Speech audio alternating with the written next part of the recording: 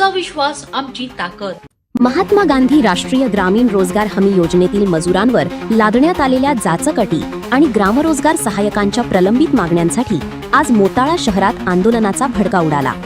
सक्ती हटाव, मजूर बचाव असा नारा देत शेकडो मजूर आणि रोजगार सहाय्यकांनी आज प्रशासनावर धडक दिली। विशेष म्हणजे सर्वांनी दंडावर काळ्या फिती लावून शासनाच्या धोरणांचा निषेध नोंदविला।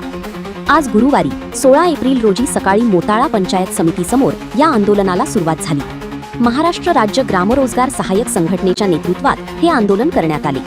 यावेळी 2 वेळची ऑनलाईन हजेरी आणि मजुरांसाठी सक्तीची केलेली फेस ऑथेंटिकेशन प्रणाली तात्काळ रद्द करण्याची मागणी करण्यात आली।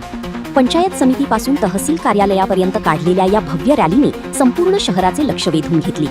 या रॅलीत मोताळा तालुका काँग्रेस आणि युवा काँग्रेसनेही सक्रिय सहभाग नोंदवत मजुरांच्या मागणीला पाठिंबा दिला।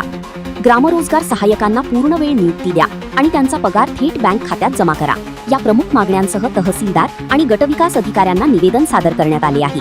प्रशासनाने या मागण्यांची दखल न घेतल्यास आगामी काळात तीव्र आंदोलनाचा इशाराही आंदोलकांनी दिलाय।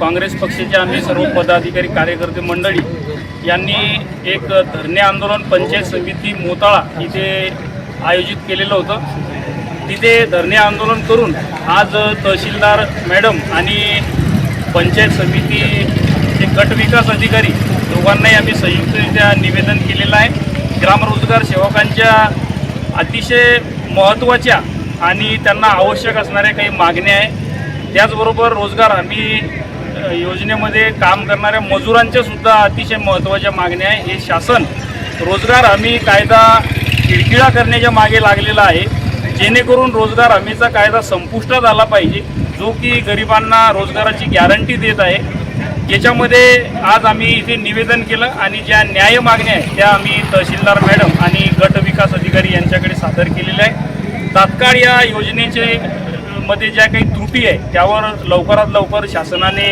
लक्ष देऊन या त्रुटी दूर कराव्या, अन्यथा आम्ही याहीपेक्षा अधिक आक्रमक स्वरूपात तीव्र स्वरूपाचं एक आंदोलन तालुक्यामध्ये उभं करू आणि ग्राम रोजगार सेवक आणि रोजगार हमीवरील मजूर यांना न्याय दिल्याशिवाय काँग्रेस पक्ष आणि आमचे सर्व सहकारी स्वस्थ बसणार नाही, हा इशारा मी या निमित्तानं शासनाला देत आहे।